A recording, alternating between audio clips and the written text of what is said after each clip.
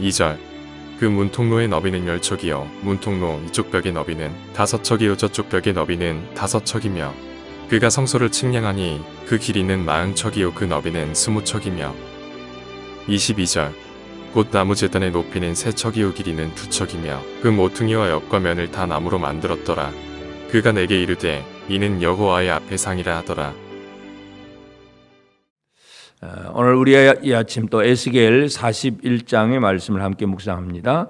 40장, 41장 두 장은 이제 하나님께서 에스겔에게 성전이 파괴된 지 오래 지나서 십몇 년이 지나서 다시 한번 이제 하나님께서 성전이 회복될 것에 대한 그런 환상입니다. 그래서 바벨론 디아스포라 사람들에게 있어서 이미 나라도 망했고 성전도 무너졌고 모든 것이 없어진 상태에서 그냥 눈에 보이는 건 이제 없고 들리는 소문도 없는 그런 상황 속에서 하나님께서 에스겔을 통해서 들려주신 것은 성전이 이렇게 지어지고 있다는 것, 성전이 이렇게 될 것이다 하는 것을 분명히 보여줍니다. 그러면서 특별히 이제 이 한 빛난 사람이 나와서 이 장대를 가지고 성전의 모든 그 구조를 측량을 합니다. 그래서 이 측량한다, 재본다는 거, 다 이 길이가 어떻고 너비가 어떻고 두께, 높이를 다 재본다는 거, 재본다는 얘기는 결국은 그 모든 건물 하나하나를 다 관심 있게 설계하고 또 그것을 만들고 했다는 그것을 보여줍니다. 다시 말해서 하나님께서 그 성전에 대한 깊은 관심을 가지고 계신다는 거, 이것이 바로 그 측량하는 의미입니다. 그래서 40장에서는 이제 제일 바깥 담, 바깥에 있는 담과 그 현관 문들 그리고 그 뜰 그까지 이렇게 얘기를 했고, 오늘 이제 41장에는 이제 그 안에 뜰 안에 있는 진짜 그 성전 성소, 이 모세의 성막으로 본다면 성소와 지성소가 있는 가장 안쪽에 있는 그 방들에 대한 그 측량을 여기서 보게 됩니다. 그래서 41절에 그가 나를 데리고 성전에 이르러 그랬습니다. 성전에 이르러. 이미 그 큰 바깥도 이제 그 담도 성전이라고 할 수 있는데, 그러나 그 진짜 성전 그 안에 진짜 성전에 이르러 그 문벽을 측량하니 이쪽 두께도 6척이요 저쪽 두께도 6척이라. 그래서 이 성전이라고 헤이칼이라고 하는 이 성전이라고 하는 단어는 어떤 그 성전의 큰 장소적인 그런 의미입니다. 그래서 이 하나님의 집이라고 하는 그 성전이 이제 어디에 어떻게 세워져 있는가 하는 것을 분명히 보여주고 있습니다. 그래서 성소를 2절에서는 이제 성소를 측량을 하게 되고, 그 성소 안에 이제 그 성소 안을 지나가서 보면 그 다음에 지성소가 나옵니다. 그래서 4절에는 이제 지성소가 나오고, 그래서 이 성소와 지성소를 측량하는 얘기가 2절, 3절, 4절에 나오고, 그 다음에 이제 또 특별히 이제 모세의 성막이라든지 솔로몬 성전에는 잘 볼 수 없었던 거, 이제 이 에스겔의 성전 환상에서 제일 많이 또 이렇게 특별히 나타나고 있는 것은 6절에 보면 골방은 3층인데 그랬습니다. 이 측면 옆구리에 이제 이 골방들을 30개씩 3층으로 빙 둘러서 그렇게 방을 많이 만들어 둡니다. 이 방은 결국 제사장들이 그 방들을 사용하게 되고, 바로 그 뭐 기도를 하든 쉬든 하여튼 그런 용도로 사용할 수 있다는 걸 우리가 알 수가 있고, 그래서 이 성전에 붙어 있는 많은 방들이 있습니다. 그 다음에 이제 12절에 보면 서쪽 뜰 뒤에 건물이 있습니다. 그러니까 이 성전이 있고 성전 바깥의 뜰은 북쪽과 동쪽과 남쪽에 이 세 면에는 뜰이 있는데 서쪽에는 뜰이 없고 오히려 건물이 있습니다.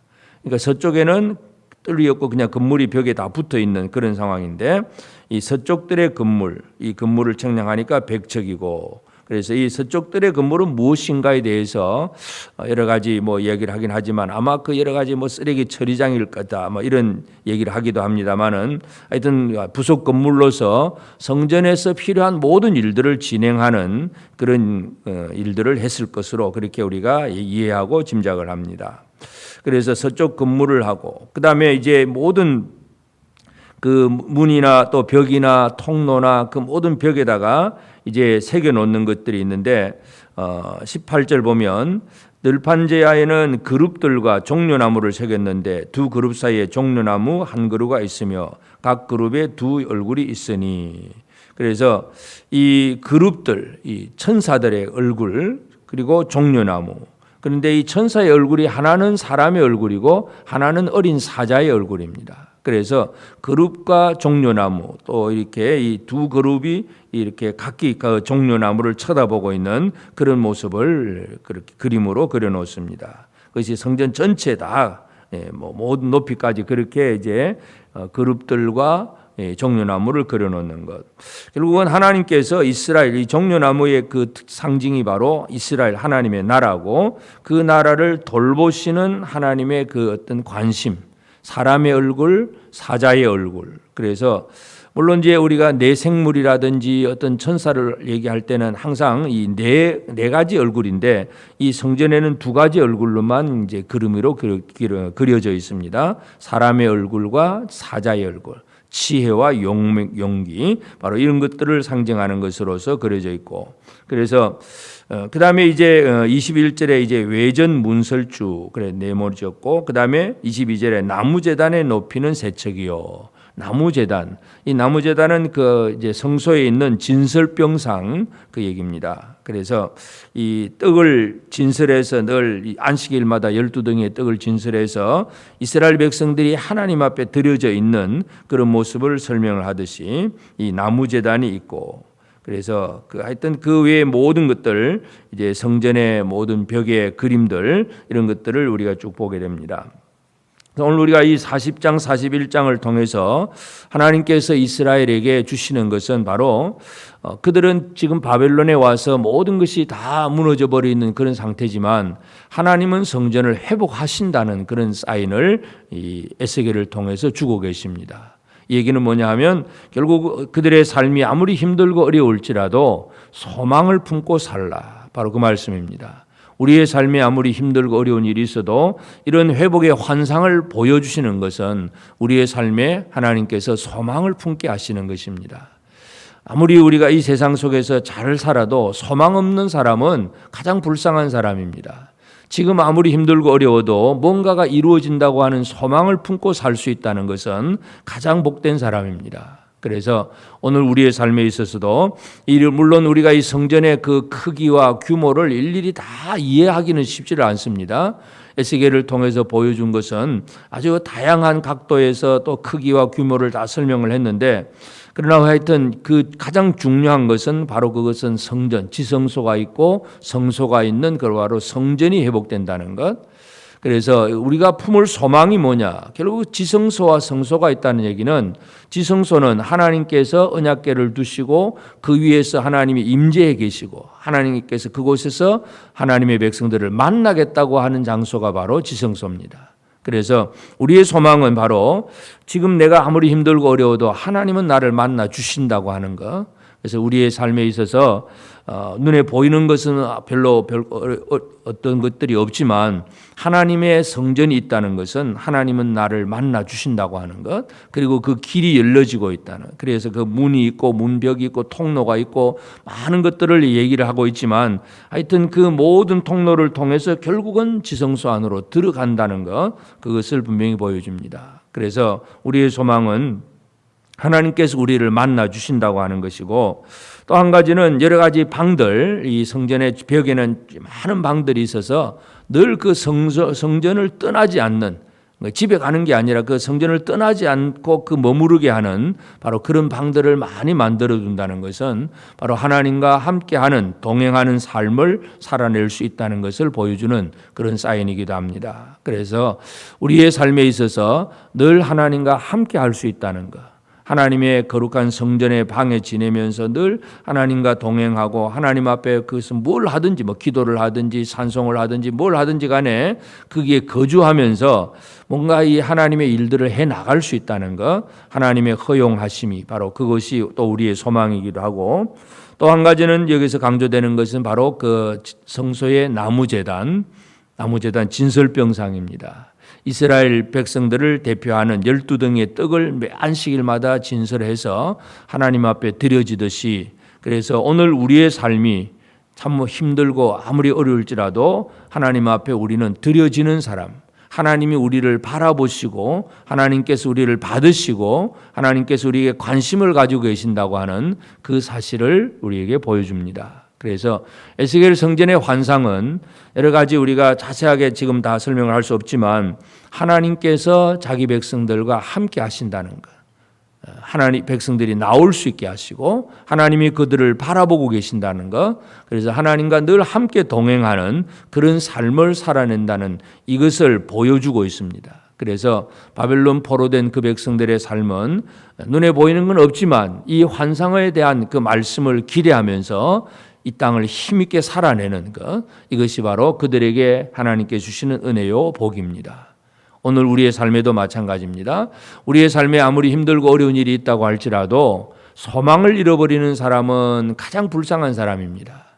소망을 가지고 사는 사람, 소망을 품고 늘 하나님과 동행하고 하나님 앞에 나와서 기도하고 하나님과 그 은혜를 나누는, 하나님의 은혜를 나누고 하나님께서 우리를 돌아보시고 관심을 가지고 계시는 그 사실, 이것이 바로 가장 복된 생활이라는 사실을 기억하면서 우리의 삶에 있어서 중요한 것, 이 에스겔을 통해서 보여주시는 이 회복된 성전의 환상, 물론 이것은 결국은 이제 이 땅에 있는 교회에 대한 그런 예언의 말씀이기도 합니다.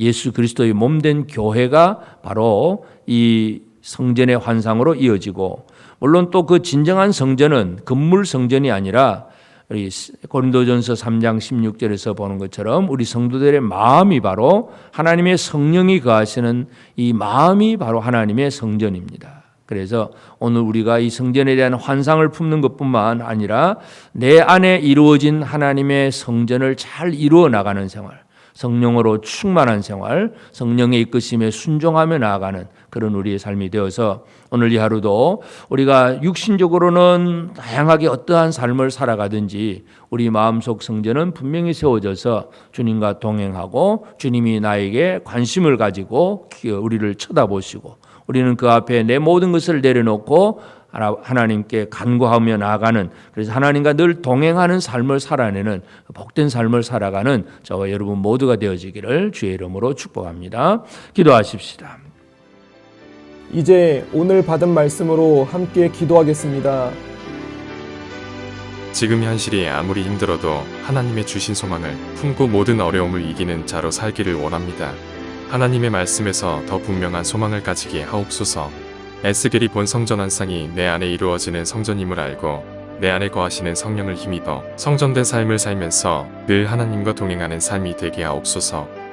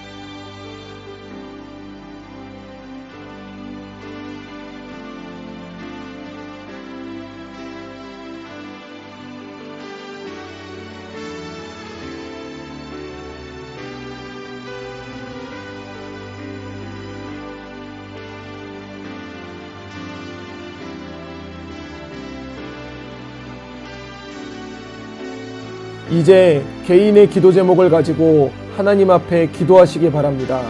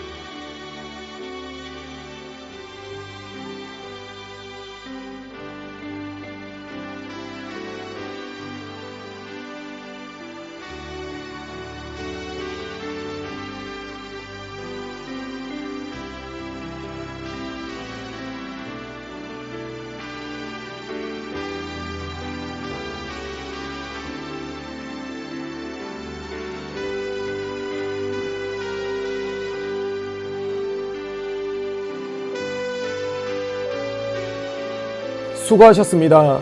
오늘도 하나님의 인도하심 가운데 승리의 하루를 보내시는 우리 재건부평교회 모든 성도님들이 되시기를 주님의 이름으로 축복합니다.